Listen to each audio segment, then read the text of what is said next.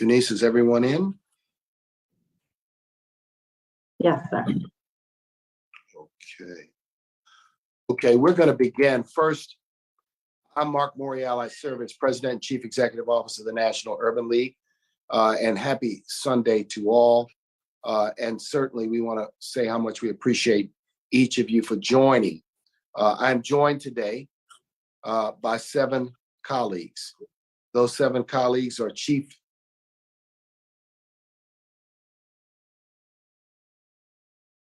to as the nation's historic or legacy civil rights organizations.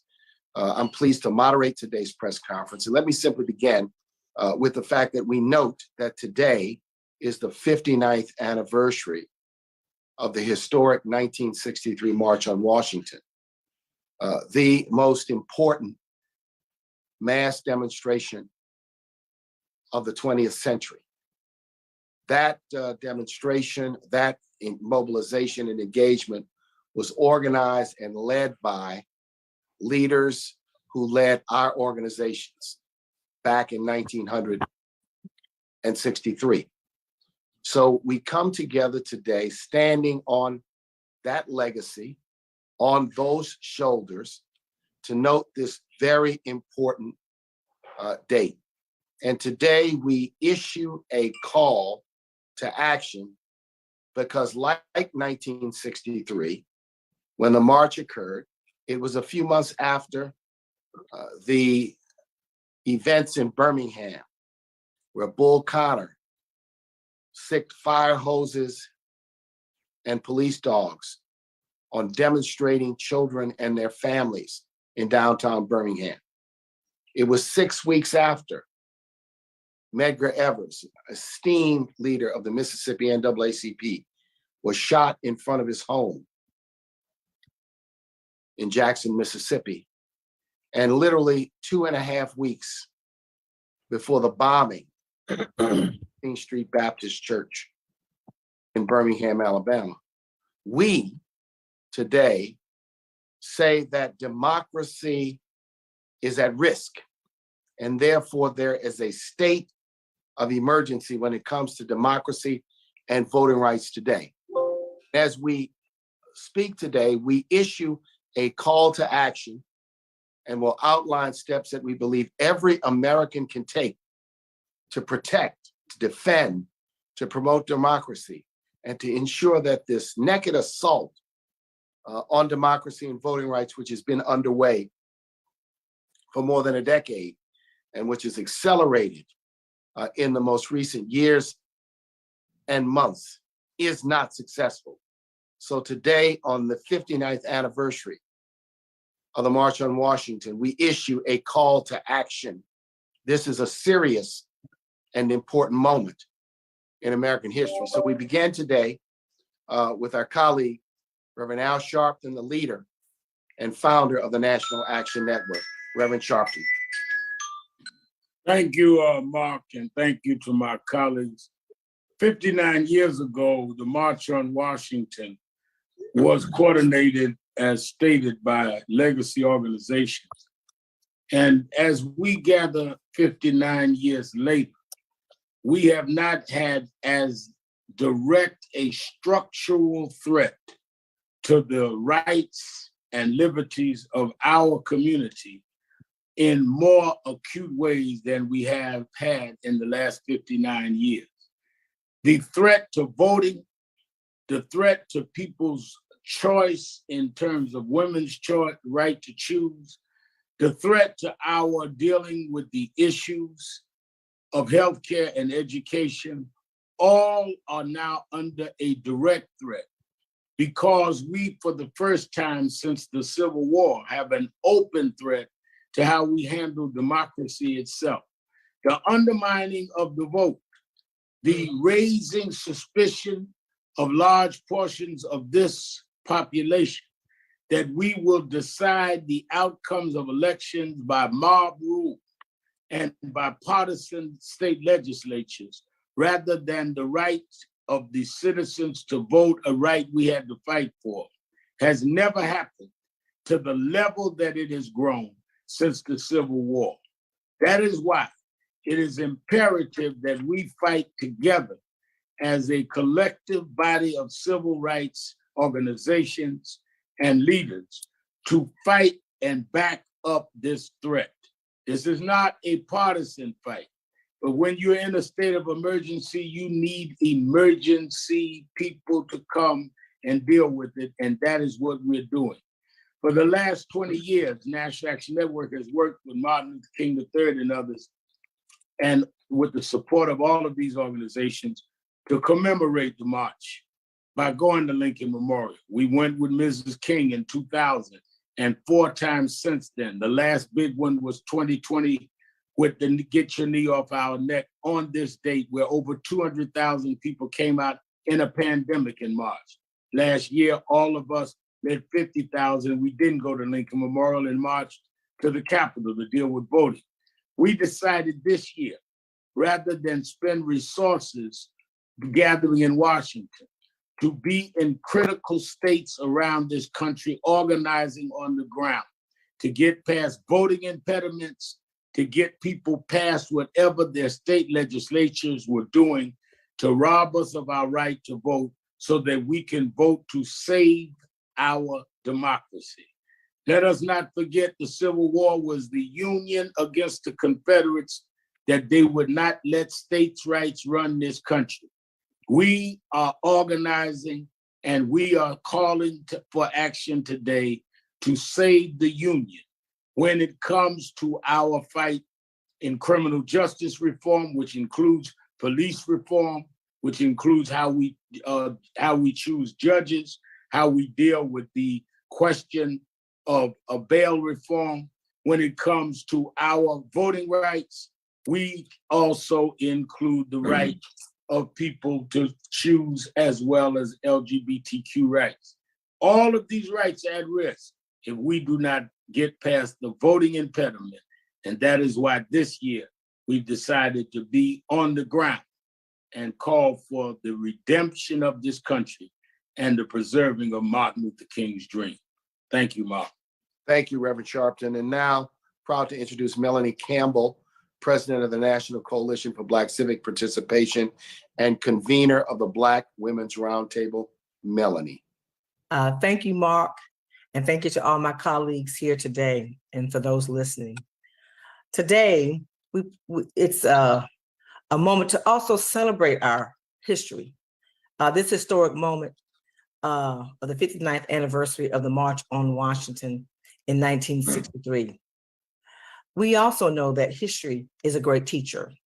So it is also my honor and responsibility to join in solidarity with my civil rights colleagues to remind our nation of how the March on Washington of 1963 brought about transformational change for Black Americans that ushered in the passage of the Civil Rights Act of '64, the Voting Rights Act of 1965, and in the Fair Housing Act of 1968. We join in solidarity to celebrate this anniversary by lifting up the civil rights leaders and organizers that led the '63 March: A. Philip Randolph, Bayard Rustin, Dr. Martin Luther King Jr., John Lewis, James Farmer, and many others, Whitney Young, and many others. Today, we also celebrate lifting up the role of Black women who helped to lead and organize the '63 March, including Diane Nash, Dr. Dorothy Irene Height. In '63, the March on Washington for Jobs and Justice was also a collective response by civil rights organizations to fight back against racism, hatred, and repression that had long plagued and terrorized Black people for decades. So here we are today, once again, finding our rights and freedoms are under attack and our democracy is under threat. Thanks to the rolling back of the rights by the US Supreme Court, including voting rights and reproductive rights, the passage of repressive voter suppression laws targeting Black and brown people being enacted in over 19 states over the past several years, the historic rise in racism and white nationalism across this country, an attack on our democracy and the rule of law by white nationalists and insurrectionists. Therefore, we are here to not only lift up the past, but to honor the future by recommitting ourselves in a unified and collective call to action to continue the fight for our rights, freedoms, justice, and safety, and to save our democracy from peril for future generations to live out their dreams. In closing, we know that the 22 midterm elections, which are less than 80 days away, will determine if our nation will remain a democracy or fall into the hands of racists, white nationalists, and insurrectionists and become an authoritarian state. These elections are the most important elections of our lifetime. Specifically, there are 34 US Senate races, 435 House representative races, 36 gubernatorial races, and 88 of the 99 state legislative chambers will hold elections in 2022 that will determine the balance of political power on a federal, state, and local level, for a generation or longer. The 2000 midterm elections are the most important elections of our lifetime. People say that all the time, but 60 years later, here we are again fighting for our rights. So for us, this is a unifying call to action. As my colleagues have already stated, it is a state of emergency. So we joined earlier this summer in launching our Unity Voting and Power Building campaign. We joined together in a summer of organizing and activism, and we're going to carry that through the fall elections to mobilize all of our communities to also protect that right to vote and make sure that the next generation has more opportunity than those of us here and those of us whose shoulders we stand on. So this is a historic moment. It is a state of emergency. There are no do-overs. We can and we must learn from our history by voting in record numbers and keep up the fight for our rights and freedoms like our lives depend on it, because they do. Thank you, Mark. Thank you very much, Mel. Now I'm proud to introduce the President and Chief Executive Officer of the NAACP, Derek Johnson. Derek? Thank you, Mark. Thank you, Melody and Al. 59 years ago, many of our organizations and people from African American and other communities convened on Washington, D.C. They convened to discuss not a dream, but a promise that had been denied. That promise that was embedded in a social contract we call the Constitution. And in that Constitution is the promise of democracy. I was mentored by many individuals who left from that march disappointed because they knew they was going back to the state of Mississippi where their promise would not be realized and there was more work to do. And as we stand on this press conference today, and it's ironic to say stand while we're virtual, we also realize that that promise for many have not been realized, but also that that promise is under threat. Saving our democracy is the key work of all of our organizations. In fact, it's the key work of all Americans who love the Constitution and love this country. And one of the things that we have said over and over that could not coexist, white supremacy and democracy. They cannot coexist. And the direct threat to our democracy is the use of race through this concept of white supremacy to diminish individuals' rights and their voices. And so we are here today to call on all Americans, but particularly African Americans, to stand up as we lead into this midterm elections. We are nonpartisan, but we are political because it's through politics that policy is made so that that Constitution, that social contract can live up to its promise. Now, Dr. King, even in his speech, it wasn't about a dream. It was about the Constitution living up to its promise. It continues to be about the Constitution living up to its promise. And that's why federal appointments to the bench is so important. That's why turning out in November becomes so important. In fact, in a recent poll by NBC and a series of focus groups at the NAACP Commission, one of the top 3 issues continues to be the threat to our democracy. And so the fight that we must carry on, if we truly believe in the spirit of the March on Washington, if we truly believe in the many speeches, particularly the speech given by Dr. King, we must fight to protect our democracy. At some point, we must stand up around what's right, what's equitable, and what's moral. And if we do that together across communities, but led by the civil rights organization that's convened here today, we will realize that promise. But until then, the dream would never be realized, because the dream is all about making sure our democracy is safe, making sure our democracy intact, and making sure that promise we call the Constitution live up to the words that's embedded on the paper.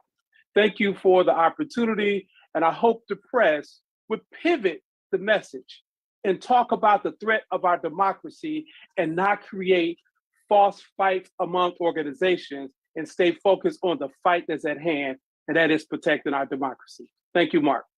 Thank you, Derek. Now we go to the President and Chief Executive Officer of the Lawyers Committee for Civil Rights Under Law, Damon Hewitt. Damon? Good afternoon. Thank you, Mark and colleagues. My name is Damon Hewitt, President and Executive Director of the Lawyers Committee for Civil Rights Under Law. The Lawyers Committee was founded in that pivotal summer of 1963, less than 2 weeks after Medgar Evers was assassinated, and just 2 months before the historic March on Washington, the anniversary of which we commemorate today. Thanks to the efforts of Black voters around the country, the multiracial, multi-generational coalition that revitalized the movement for racial justice following the murder of George Floyd, we now have leadership and a president who has secured significant victories for Black people and people of color. But we know it's not enough. The last 2 years have shown in stark clarity that our democracy, as our colleagues have said, is under sustained and unrelenting attack. Draconian voting laws at the state level that restrict access to the ballot and dilute the voting strength of Black and brown voters in so many states. Courts that continue to chip away at laws designed to protect ballot access, and also ignoring decades of precedent on issues ranging from reproductive rights to voting rights. The January 6th Capitol insurrection, driven by white supremacist rhetoric and white supremacist organizations, intentional misinformation, and the big lie of voter fraud allegedly in the Black community. This was no aberration. The same co-conspirators and their apologists remain a threat to our democracy. They remain a threat to continue trying to overturn legitimate election results. Now, we know in the face of these ongoing threats, here's what we have to do. We must defend the rule of law. We must hold accountable those who defy it. And we have to protect the right to vote that our elders died for. That means ensuring that every eligible person who wants to cast a ballot can do so. That means ensuring that the votes that are cast are actually counted. And of course, preventing legitimate results from being overturned by rogue actors, elected officials, or insurrectionists and rioters. We also have to pass legislation that expands ballot access and stops voter suppression in its tracks before it happens. Legislation like the John Lewis Voting Rights Advancement Act. We know that this is the floor, not the ceiling of what is necessary to make the promise of our democracy real for Black people and for everyone in this country. Democracy is in fact a promise, but in the Black experience, it's a promise that too often feels empty, hollow, or simply unkept. I'm proud to stand with other civil rights organizations and other civil rights leaders and millions of people around the country who care about democracy, who care about racial justice. We are the defenders and the keepers of this promise together. Our eyes remain on the prize, regardless of the political cycle or the election cycles, and we who believe in freedom will not rest until we get there. Thank you. Thank you very much, Damon. Now we go to the President and Director Counsel of the NAACP Legal Defense Fund, Janae Nelson. Janae? Thank you, Mark, and thank you all for joining us this afternoon. I am Janae Nelson, President and Director Counsel of the Legal Defense Fund. LDF was founded in 1940 by Thurgood Marshall, who later became the first Black Supreme Court Justice, along with a band of visionary lawyers who advanced this country to become the modern democracy that it couldn't even see for itself. We find ourselves at yet another inflection point in our history where our democracy is in flux, being pulled in opposing directions of progress and polarization. We at LDF, along with my colleagues here today, and a majority of Americans, firmly choose progress and the full realization of the promise of our multiracial, multi-ethnic democracy. On August 28, 1963, 250,000 people rallied in Washington, D.C., under the moral leadership of Dr. Martin Luther King to demand an end to segregation and to assert their right to voting rights, economic justice, and equitable access to quality education. 59 years later, we are assessing the nation's progress on these vital issues, and two things are clear. One, the vote remains one of the most powerful tools for advancing economic and racial justice. And two, our democracy, as my colleagues have said, is in a state of emergency because too many have abandoned the unfinished work of the civil rights martyrs that helped make this country a respectable nation governed by the rule of law and guided by constitutional principles of justice and equality. There can be no doubt that because of the vote and as a result of unrelenting organizing and advocating for our rights, Black communities in America are better situated than they were in 1963 in critical ways. And progress to support Black communities and to strengthen the entire country is still being made. The recent passage of the Inflation Reduction Act and the cancellation of a portion of federal student debt both make clear that our vote can elect leaders who use their power to advance economic and racial justice. But that work is not close to complete. Indeed, we applaud the recent actions of Congress and the White House, but we also urge both in the strongest terms not to make the mistake of believing the job is done, because it is not. With regard to student debt, for example, it is true that the administration's recent debt cancellation will aid millions of Black Americans, but only 25% of that debt relief will go to Black borrowers, while 62% will benefit white borrowers.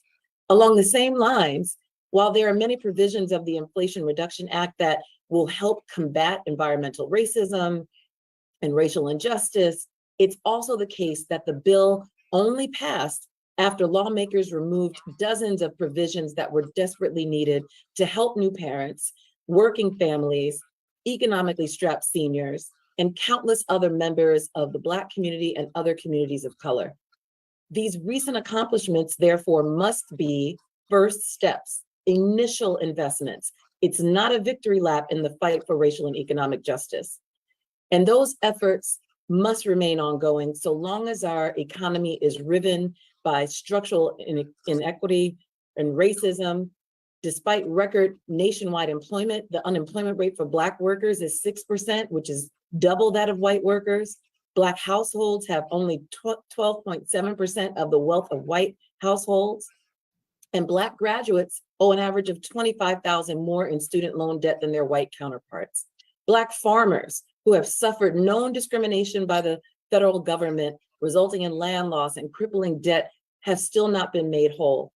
And in 2022, the racial home ownership gap is at 30%, which is worse than it was in 1960. So I'll close by saying that at a time when none of us can take our right to vote for granted, when the dual threats of voter suppression and election sabotage loom large, it's imperative that every individual who is dedicated to furthering the gains we've made commit to participating in the midterm elections. That means we vote, we get prepared to vote by going to voting.naacp.org, NAACPLDF.org. That means we staff our elections as poll workers by signing up at the polls at powerthepolls.org. And we call the Senate at 202-224-3121, and we demand that voting rights legislation that my colleague Damon talked about. It is the threat of white nationalism that undergirds voter suppression, the racial wealth gap, the war on truth and history that is the greatest threat to our national security, and it can only be beaten back at the ballot box this November.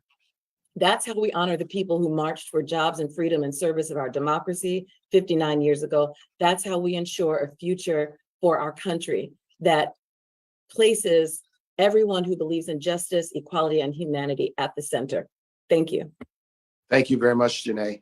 Now we go to our newest colleague, the President and Chief Executive of the Leadership Conference for Civil and Human Rights, certainly not new to the struggle, Maya Wiley. Thank you so much, Mark. And thank you all. I just want to express my incredible gratitude to every leader you have heard from. They are all friends, they are all allies, they are all partners.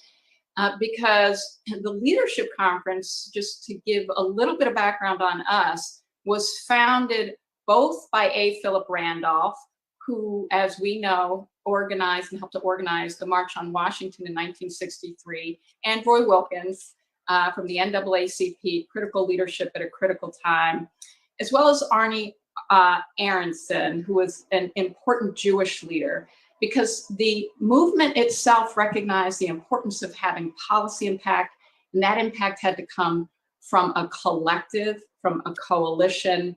And you're talking to almost everyone on this Zoom is a member of the Leadership Conference, and those who aren't are partners. But this is the point and the call that you've heard. And I just want to start with a quote from A. Philip Randolph because of his importance in this day that we're both commemorating and recommitting ourselves to, which he said, "Winning the war for the Negro is winning the war for democracy."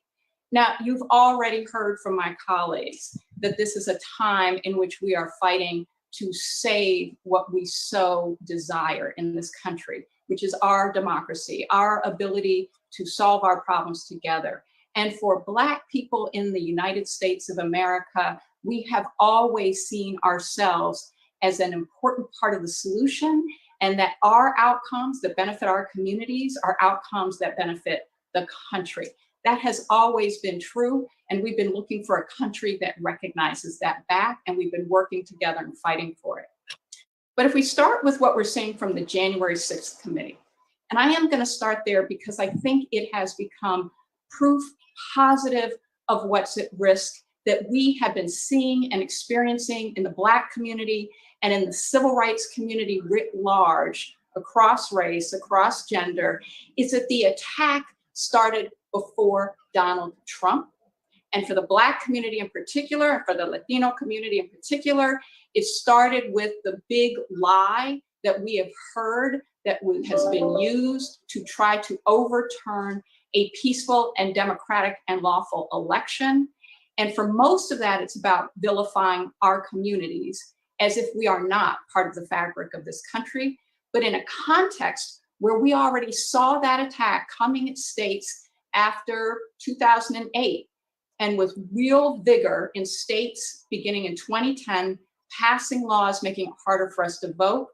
And then we've seen a Supreme Court stacked to essentially say, we will make it easier for states to undermine voting rights, make it harder for folks to vote, and therefore undermine our democracy. But we also saw the foot soldiers, right? And those foot soldiers were white supremacists and extremists, foot soldiers on January 6th. And the way in which we are watching voter intimidation, poll worker intimidation, intimidation of elected public officials, neutral, elected to make sure we have fair elections, is essentially to drive that lie. And in places like Arizona, have vigilante groups called out in some instances by elected officials to quote unquote guard drop boxes. Or in Fulton County, Georgia, where we're hearing that we are seeing on social media the disinformation about voter fraud trying to undermine voting in Fulton County. We know also from January 6th how important Fulton County is and who it represents. But this is the point, is we have a plan of action. Every single organization you have heard from is an active leader, champion, fighter on the ground. One of the things that A. Philip Randolph said on this day in 1963 is that this is the first wave, and that we go into every nook and cranny of this country to do exactly what he said we had to do as Black people, which is fight for democracy, because that's also about fighting for our communities. And this is what the Leadership Conference is doing. We are making sure that when there is misinformation and disinformation on social media in Fulton County, we're monitoring it and we're making sure that social media platforms are getting that information. We want to make sure we're getting that from you. Civilrights.org is where to find us. But just as my sister Janae Nelson said, power to the polls. We're actively working with Power to the Polls to get more poll workers signed up. We saw with Black women during January 6th, their lives threatened only because they were doing a public service. We are working to make sure more people show up for fair elections and making sure we have people who are protecting the vote and not trying to protect a politician. And the other thing I want to lift up is we're actually working on voter education and voter registration with organizations on the ground in rural Georgia, in Florida and the Panhandle, and we're going to keep doing that. We're all doing it. It is a collective, it's a coalition, and we all have our roles. But this is exactly the point of today. It's to say that it's not just where we've been and what we won. It's because we won it that it's under attack. It's because we are the majority that it's under attack. And it is because we work together that we're going to push it back. And what I finally want to say to every person running, asking for the privilege to serve the public as an elected official, if you seek to serve those of us who make up the majority of this country, we will have a strengthened democracy. If you serve to try to prevent us from protecting our bodies, from making sure we have judges, we've got literally, last point, literally we've got the next attack on our voting rights coming to the Supreme Court. And if you just take North Carolina and gerrymandering, there is a case that may say that even state courts can't protect the constitutional rights of their residents. And that is another form of states' rights that we're pushing back on. But that's what's at stake. And those that stand with us will gain. And those that don't, we will continue the fight to make sure that we only have folks who are pushing policies. We don't tell people who to vote for, but we do talk about the policies that protect our rights, our bodies, our choices, our families, and our ability to make sure we're all working together and not promulgating violence when we should have peaceful elections. And I'll stop there. Thank you very much, Maya. Next, we have someone who participated in the 1963 March on Washington. Hear me out. Participated in the 1963 March on Washington. Our colleague, Dr. Thelma Daly, who heads the National Council of Negro Women. We're proud she's with us today. Dr. Daly. Thank you, Mark, very much. Thank you very much. Let me begin by saying I thank you for organizing us and for doing this. And I want to say first that for all of you, you know that the National Council of Negro Women was founded by a very strong Black woman, Dr. Mary McLeod Bethune. And you know what happened on July 13th when her statue was unveiled in the nation's capital. Many firsts in reference to that. But also the National Council of Negro Women had someone who was on the stage that day in 1963 by the name of Dorothy Irene Height, who served as president of the National Council of Negro Women for about 45 to 50 years. And yes, I was there that day, 59 years younger than what I am now. And I want to say that I can tell you about the spirit of that day. It almost reminds me of the words of Langston Hughes when he said, "My soul has grown deep like the rivers." And maybe for all of us who were there, that our souls really grew deep in terms of the meaning of that day and the diversity of the people and the aspect of all of the people coming together as a collective body. And what so much was resonating in terms of what it meant. And I think that whole aspect of the meaning of that day, I know people quote Dr. Martin Luther King in terms of his speech, but the meaning of that day and what it felt to people to be there that day, I have to tell you, when I went, I had fear what was going to happen. I'd never been in a march before. but the spirit of all of the people coming together to get together for goal. I think maybe that has propelled me to be a strong, strong advocate, to carry forth the meaning of this great day, to carry forth the meaning of this historic day. And when I look at Reverend Al Sharpton, who says, you know, we must commemorate this day. And I underscore what you're saying, because if you had been there, you would never lessen the feeling of the day. And so I underscore everything that you've said today. I almost like to say that what I'm saying is to really put a thread through it, to bind us all together with a thread that will never weaken. Because for that day, and the meaning of that day was for collective action, for a purpose, to save our democracy, to save the right to vote, and to safeguard the vote, and to diminish racism in this country. And I also want to say to fight for women, because the women did not really have a voice, but they found later to have a voice. And I hope the National Council of Negro Women will lend a strong, strong voice to this collective body, And so my words coming after all of the powerful speakers is just to say that there is a thread, the meaning of 1963, and that march should be a thread binding us together so that we can fight for all of the things that have been reiterated today. And those are my words, just that this thread should never be diminished, just like our democracy should never crumble, just like our voting rights and the right to vote and the power to vote should never be diminished. And we should be that thread binding it with the power, the collective power. I don't know if we realize the collective power we have on this group. I can only talk about the National Council of Negro Women, where we have 32 organizations, because we were founded as an organization of organizations, and all those are chapters we have right there that we call sections. But when I look at the power of all of the leaders on here, if we come together, as Mrs. Bethune said, I can touch it with one finger and you will not feel it. I can touch it with two and you will not feel it. I can even touch it with four and you will feel it. But if I put my fists together with the power there, and I would say symbolically on here today, there is power.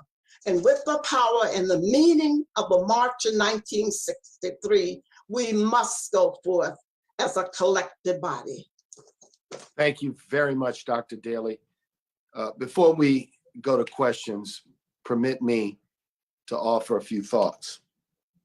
We today are unified, and as we are unified, we represent millions of Americans. Black Americans, yes, but beyond Black Americans. They are people for whom racial justice, the protection of democracy and civil rights are a core principle and value. We stand on the shoulders of those that gathered, yes, organized by the late, great A. Philip Randolph, who included, among others, my illustrious predecessor, the late Whitney Young, who joined with Dr. Haidt and Dr. King and Roy Wilkins and John Lewis and many, many others, religious leaders from all denominations, celebrities, citizens from the streets to the suites of America, to make a powerful statement in favor of American democracy. Our gathering today is predicated on a timeline of activities that have occurred that have been a direct threat to American democracy. 2013, the Supreme Court in its Shelby decision, undermining and gutting a key victory of the civil rights movement, the Voting Rights Act. 2015 and 16, a pernicious conspiratorial attempt by the Russian Federation to interfere in the American election by suppressing the African American vote. 2018, the assault on Charlottesville in protection of Confederate monuments, which were testaments to those forces that the 63 March was designed to counteract. Throughout the long thread accelerating after the election in 2008 of voter suppression laws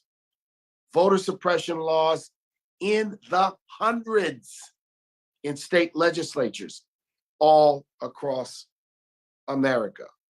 And in 2020, the big lie posited and promoted by elected officials who were sworn to the Constitution that somehow after you lost an election fair and square, you yell sour grapes.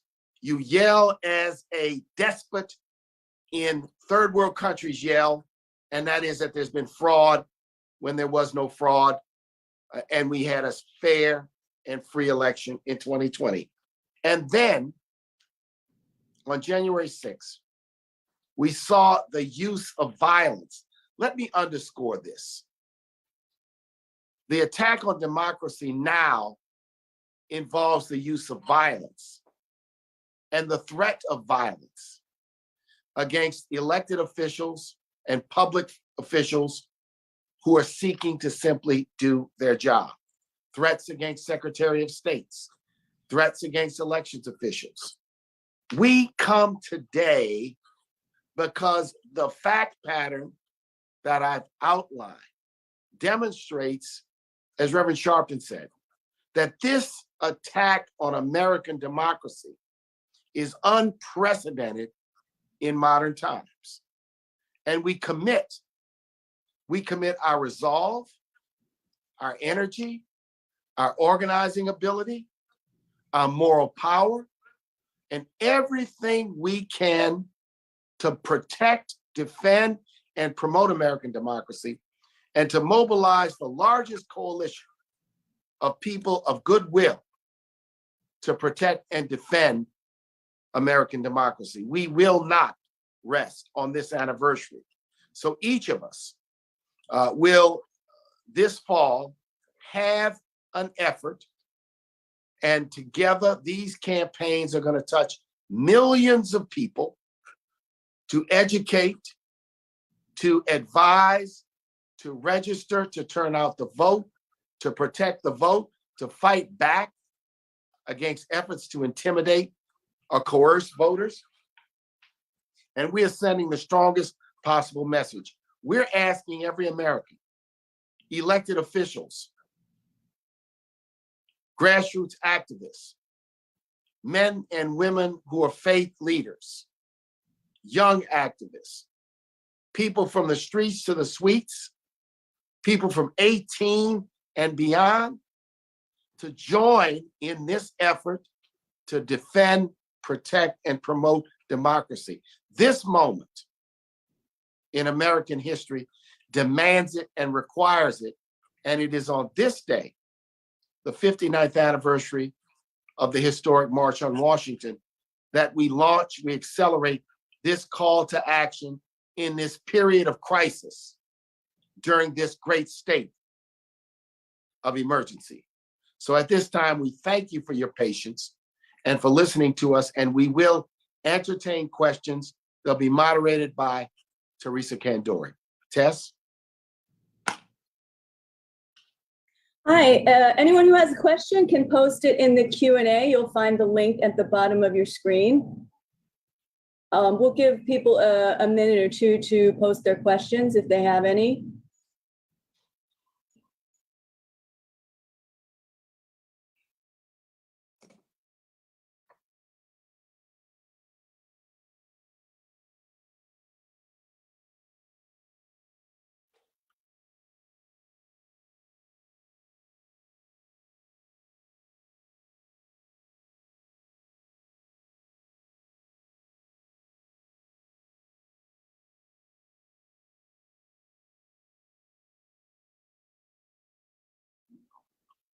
Okay, last call for questions.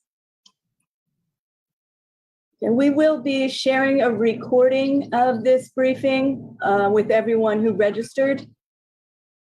And you can respond to any of the emails on the media advisory if you have any questions that we were not able to answer here. At the moment, we have no questions in the Q&A. Okay, well, look, happy Sunday to all. Hold up, we have some now. Hold up. We have an anonymous attendee who asks, how can we take the manpower of these organizations and affect America economically? Maya or Janae or Rev, anyone want to take that question? I think the way that we can affect economically is by using our vote to make sure that we put people in office that will deal with the array of economic challenges that face our community. Everything from having fairness in employment. Let's not forget that there are 2 cases of affirmative action going before the Supreme Court this session that can also overlap from what is being dealt with in the academic community with Harvard. If there is a ruling that goes left, it could affect contracts and employment. I think that we have the HR 40 talking about reparations. All kinds of economic thrusts are dependent on our preserving the vote. I'll chime in too, and I absolutely agree with the Reverend. A reminder that A. Philip Randolph was a union leader. Alan Ruther from United Auto Workers was also both a supporter of the Leadership Conference, of the Civil Rights Movement, and was very much a part of the 1963 March. I say that because the Civil Rights Coalition includes labor, and we know that so many of us need collective bargaining. We have been actively pushing for the PRO Act in Congress to protect the ability to collectively bargain. So that's just another example to Reverend Sharpton's point about the importance of letting our voices be heard, because that is actually one of the ways we do it. And one thing that may seem a little less direct, but is critically important, and I wanted to be clear about this, congratulations to the Biden administration for getting 79 federal judges confirmed.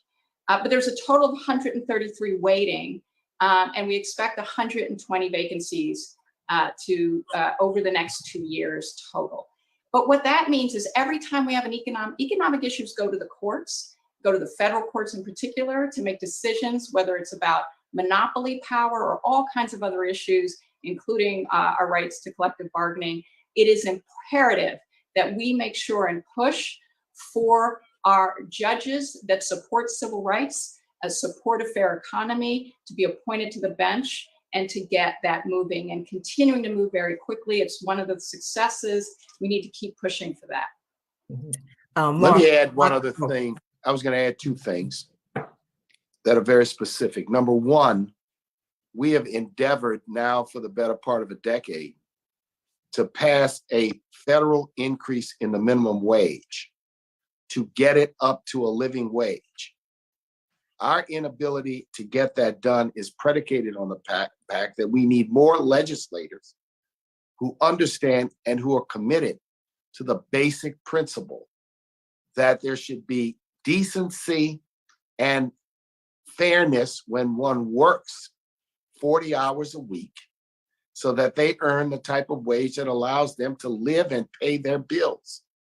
Number 2, the child tax credit, which lifted millions of children and millions of Black children out of poverty, was a temporary measure that was thwarted by a small handful of members of the United States Senate's Democratic caucus. So those are 2 instances where voting and electing people who are sensitive and understanding of economic disparities and the need to ameliorate poverty through public policy and legislation can indeed make a difference. There are many other things, but I wanted to make sure that we shared with the person who asked the questions specifics. Let me say this, Hi, Mark, Mark. as well. I think Um, it's so important that we talk about what our elected leaders can do, that we emphasize the power of the vote, and that we also make sure that we hold private industry accountable. There is an important role for private industry to play in terms of matters of economic justice and matters of equality and discrimination. We've seen so many reports about disparate appraisals of homes in Black communities. We know that algorithmic bias affects credit reporting and scoring that provides access to loans and access to the ability to purchase homes and pass down intergenerational wealth. There are so many ways in which the corporations that operate in this country, that benefit from tax breaks, that benefit from government subsidies and incentives, perpetuate racial discrimination. And that is something that the Legal Defense Fund has been focused on. And I know that many of our organizations have trained their eyes on not just holding our elected officials to account, which is critical, but also holding private industry to account as well. Thank you. Mark, just want to just add a little bit. One of the things that we learned through the impact of COVID-19 that is really still with us, right, is that things around worker rights and workplace policies also impact the ability to deal with building wealth in this country. Over the last 2 years, the Congress, the House, and the Senate, many great bills that would deal with racial disparities were passed in the House, but failed in the Senate. And so when we go to the polls in this election cycle, we have the opportunity to pay attention to who voted for what.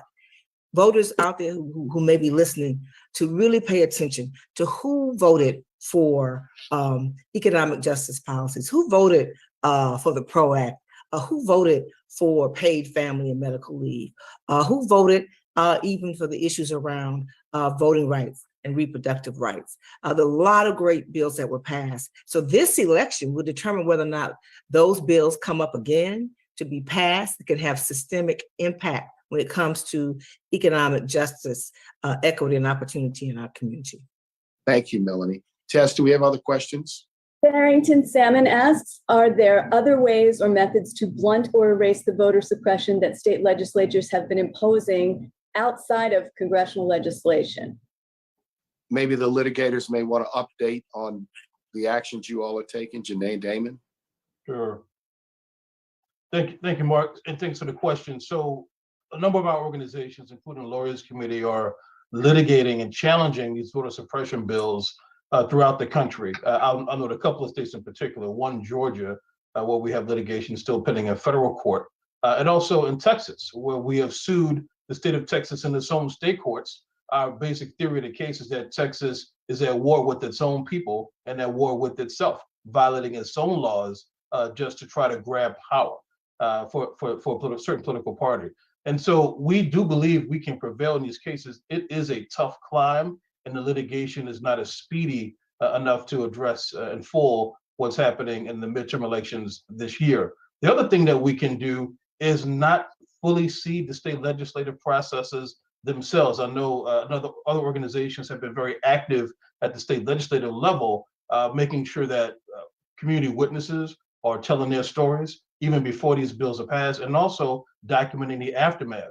Another thing that we're doing throughout this campaign, this election season, in fact, every day, is through the 866 Our Vote election protection hotline.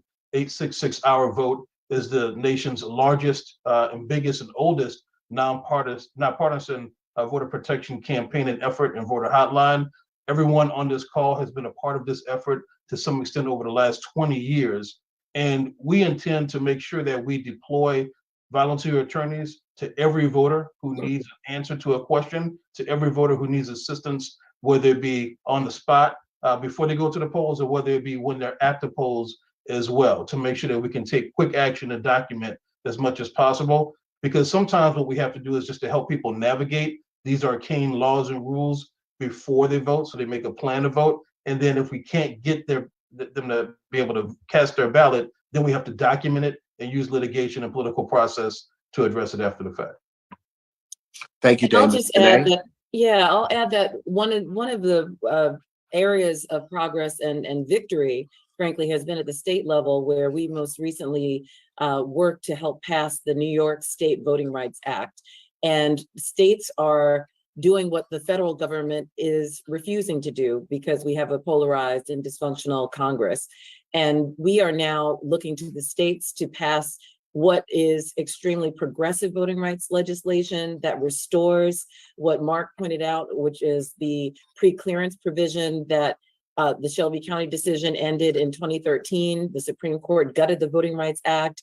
And we are just not going to sit idly by and demand something of Congress and think that their inaction is the end of the story. We are going to the state level, and we are going to push these progressive voting rights bills in states across the country while we continue to demand federal voting rights legislation, because this piecemeal approach, while an alternative to congressional inaction, is certainly not the best method of ensuring and protecting the right to vote. So it's a both and strategy. Thank you. Other questions, Tess? Keena Cravison asks, how can we raise awareness around the current threat to our democracy on a grassroots level with our family and friends who are overwhelmed with the realities and stress of day-to-day living? Who wants to take that, Maya? You want to? Yeah, so one of the things that we're doing, and again, the Leadership Conference is a coalition. We have 230 groups of members, but we also have partners, including partners on the ground in states across the country, as does everyone here, and it's why we work together so effectively. We're actually working on some of the messaging for that, just to both Janae and Damon's points about the importance of state-level work and focusing on states. It's also focusing specifically on the communities who are often left out, and I know Melanie Campbell's been working on this hugely in important places, usually where people show up right before an election rather than doing all the hard work in building to an election. So part of what we're doing, and you can start to see some of that at And Still I Vote, which is part of a Leadership Conference campaign around voting, but we are increasingly working on those kinds of tools and in collaboration. And that's a great place to start to see them. Derek, I know you have a big campaign this fall. Perhaps you could address the question as well. Sure. At NAACP, we launched a peer-to-peer campaign. We're recruiting 300,000 volunteers over 22 states to get neighbors to talk to neighbor. You can go to nacp.org. You can sign up. We will give you information, put you on the platform. You can text message your neighbor. You can send an email, or you can call. We've tested this project since 2018. What we have found that when neighbors talk to neighbors, not celebrities, but people talking to people in the same community, that's how you move the needle. Elections are won in inches, not miles. And so every vote actually counts in each one of the districts that we are looking at, as well as statewide elections across the country. So NAACP.org, please sign up. If you want to work on the polls, that's NAACPLDF.org. If you want to, Maya has a project, Damon has a project. Social justice isn't a competition. We just got to get people engaged and involved and out to vote. And Derek, Thelma, go ahead, Thelma. I have to say that the National Council of Negro Women across the country are joining in on this project, and we have the foot soldiers out there. I mean, those who are out there in the rural areas and the little towns all across. And you know, the women are the ones who get out and work and vote and mobilize and organize and do all those things. And so the National Council of Negro Women members were right out there to mobilize and fight for the vote, and to join all of you in terms of carrying out all of those policies and actions. And I might add that the National Urban League, interestingly, this weekend, we hosted a training for several hundred organizers who will work in 6 states, 18 communities as a part of our Reclaim Your Vote campaign. Suffice it to say, and Melanie and Rev, you may want to simply add what you are doing as well, that all of us have efforts.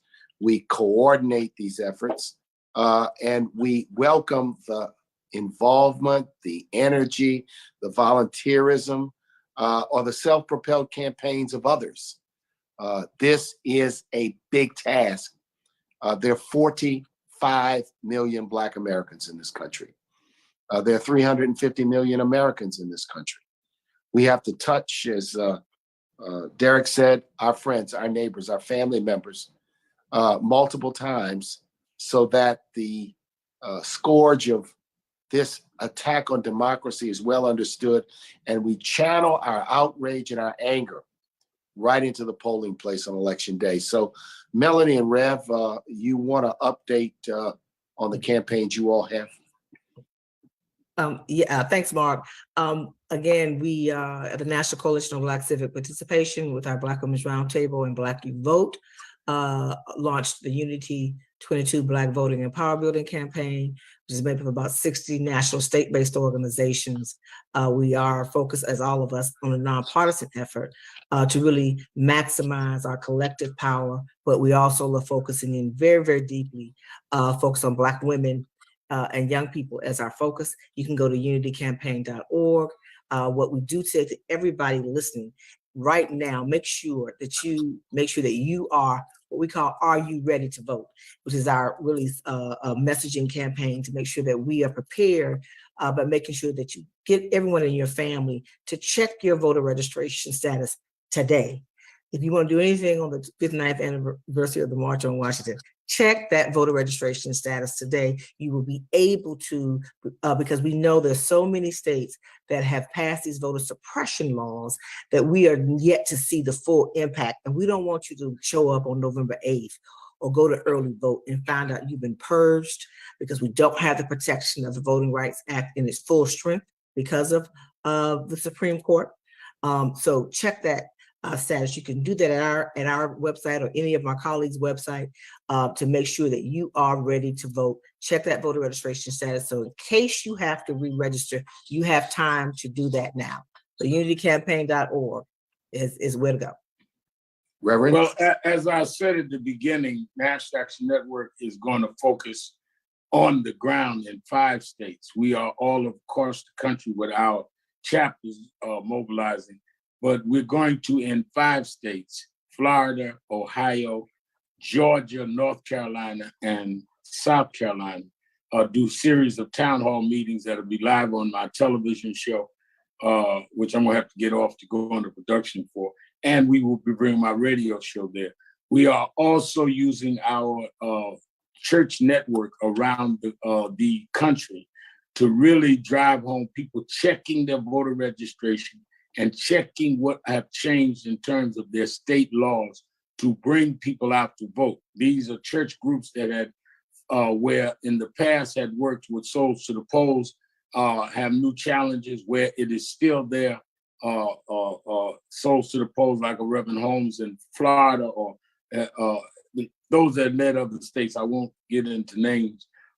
We will continue to strengthen that, but I'll personally be focusing on 5 states that will be televised, as well as door to door, led by our faith leaders and our grassroots leaders. Reverend Ron Saylor in our Atlanta office of National Action Network is coordinating. You can get all of the breakdown on a daily basis at www.nationalactionnetwork.net, www.nationalactionnetwork.net. And Mark, can I be excused? I've got to get ready for. Yeah, thank you, Reverend. Thank you for joining show. us. And we are about to wrap up, Tessa. Are there any other questions on the board? We'll take one more if there's another question. Barrington Salmon also asked if there is a infrastructure that's already in place for the things that you talked about. There is an infrastructure in place for the work that we're all going to do this fall, because historically we've done this work in the past. We all had campaigns in 2020, 2018, 2016, and historically. So there is an infrastructure, but nonetheless, we have to build that infrastructure, strengthen that infrastructure, expand that infrastructure, recruit more people, make best use of technology.